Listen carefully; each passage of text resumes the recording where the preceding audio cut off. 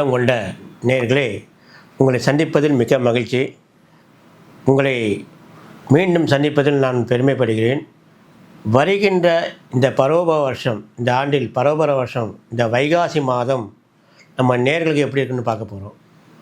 இந்த வைகாசி மாத பலன் நம்ம 12 ராசிகளுக்கு எப்படி இருக்கும் அப்படிங்கிறது நம்ம பார்க்க போகிறோம். முதல்ல நம்ம மேஷ ராசி நேயர்களுக்கு இந்த வைகாசி மாத பலன்கள் எப்படி இருக்குன்னு பார்க்க போகிறோம். நம்ம நேயர்கள் மேஷ ராசிக்கு இந்த வைகாசி மாதம், இந்த மாதம் பிறந்தவுடனே உங்களுக்கு 2ஆம் இடத்தில் சூரியன் சஞ்சாரம் பண்ணுவார். அதாவது உங்கள் ராசியிலிருந்து 2ஆம் இடத்தில் சூரியன் சஞ்சாரம் பண்ணுவார்.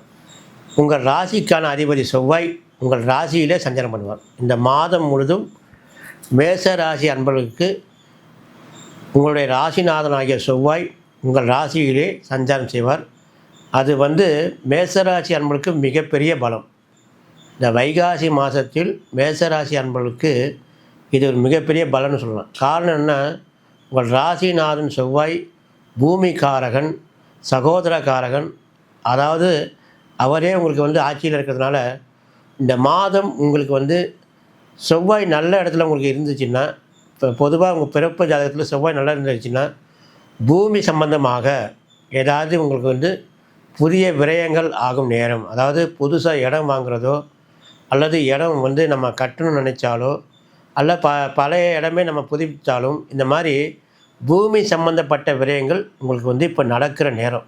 கண்டிப்பாக இந்த மேஷ ராசி அன்பர்களுக்கு இந்த மாதம் பூமி சம்பந்தப்பட்ட பிரச்சனைகள் கண்டிப்பாக ஏதேனும் ஒரு விதத்தில் உங்களுக்கு விரயம் பண்ணும். அதாவது நம்மளுக்கு பிறப்பு ஜாதகத்தில் செவ்வாய் உங்களுக்கு நல்ல இடத்தில் இருந்தால் நம்மளுக்கு புதிதாக பூமி யோகம், இதாவது புதிதாக வீடு கட்டுற யோகம் அப்படி இருக்கும்.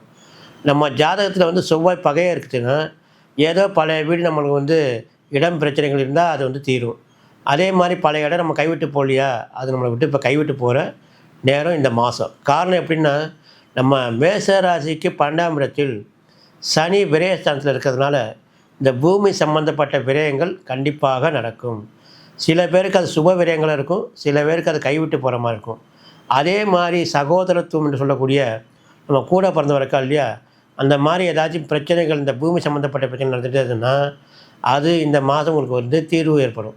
அதாவது நம்ம அண்ணன் தம்பிக்குள்ள பிரச்சனைகள், இந்த பங்கு பிரிக்கிற பிரச்சனைகள் அப்படி இருந்தாங்கன்னா நம்மளுக்கு செவ்வாய் சாதகமாக இருந்தாங்கன்னா நம்ம பக்கம் சாதகமாக இருக்கும். சில பேருக்கு மேஷராசி அம்மனுக்கு செவ்வாய் சாதகமாக இருக்காது. அவங்களுக்கு இந்த பூமி சம்மந்தப்பட்ட பிரச்சனைகள் கைவிட்டு போயிடும். அது மற்றவங்களுக்கு யாருக்கு சாதகமாக இருக்கோ அந்த மாதிரி போயிடும். இந்த மாதிரி ஒரு சூழ்நிலை இப்போ நம்ம மேஷராசி அன்பர்களுக்கு இந்த மாதம் வைகாசி மாதம் இப்போ பலன்களை பார்க்கும்போது இந்த மாதிரி தான் ஒரு அமைப்பில் இருக்கிறது. இந்த மாதம் முழுவதும் உங்களுக்கு செவ்வாய் உங்கள் ராசிக்குரிய அதிபதி செவ்வாய் உங்கள் ராசியிலே இருப்பார். அதனால் தைரியமாக இறங்கி ஏதாச்சும் பூமி சம்மந்தப்பட்ட பிரச்சனைகள் உங்களுக்கு இருக்குதுன்னா நீங்கள் இந்த மாதத்தில் கண்டிப்பாக நீங்கள் செய்யலாம். தைரியமாக ஒரு இடம் வாங்க போகிறோம், அல்லது இடம் வாங்கின இடத்துக்கு பூமி பூஜை போட போகிறோம், அல்லது பழைய இடம் நம்ம கட்ட போகிறோன்னா நீங்கள் தைரியமாக இறங்கலாம். ஏன்னா 2ஆம் இடத்தில் குடும்பஸ்தானத்தில் சூரியன் சஞ்சாரம் பண்ணுறார். அதே மாதிரி 12ல் சனி இருக்கார் விரயஸ்தானத்தில் குரு வீட்டில். கண்டிப்பாக பூமி சம்பந்தப்பட்ட விரயங்கள் நடந்தே தீரும்.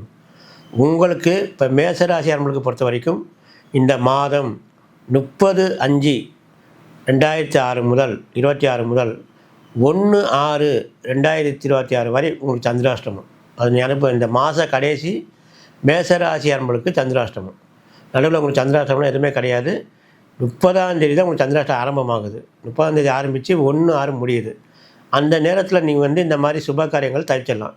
மற்ற நாளில் நீங்கள் தைரியமாக இறங்கி எந்த ஒரு சுப காரியங்கள் பூமி சம்மந்தப்பட்டது நீங்கள் செய்கிறீங்களோ இந்த மாதம் பொறுத்த வரைக்கும் மேஷராசி அன்பர்களுக்கு ரொம்ப அது சாதகமாக இருக்கும். காரணம், உங்கள் ராசிநாதன் செவ்வாய் உங்கள் ராசியில் இருப்பதனால் அது உங்களுக்கு ஒரு தனி பலமாக அமையும். ஆகவே மேஷராசி அன்பர்கள் இந்த மாதம் பொறுத்த வரைக்கும் இந்த பூமி சம்மந்தப்பட்ட இதில் தைரியமாக இறங்குங்கோ, எந்த தடங்களும் வராது. சில பேருக்கு செவ்வாய் நல்லா இருந்ததுன்னா உடனே கை கொடுக்கும்.